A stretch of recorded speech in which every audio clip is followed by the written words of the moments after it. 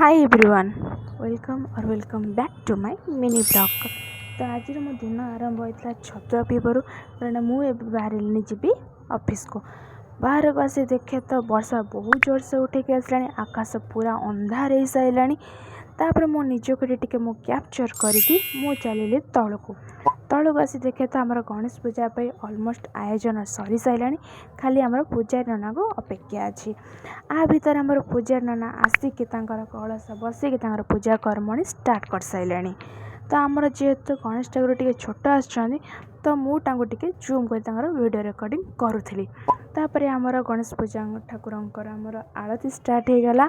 आरती सारिक आम ये भोग खाइलु। भोग नहीं कि मुझे पलैसी रूम को आसिक आम लंच टाइम हो गला। मुझे गली कैंटीन को खाइबी आम कैंटीन आमर ये होता अरुआ भात डालमा खटा खाई सारिक शोली शोक उठी से भोग खाइली। तापर टिके बाहर टिके दृश्य को कैप्चर करदेली।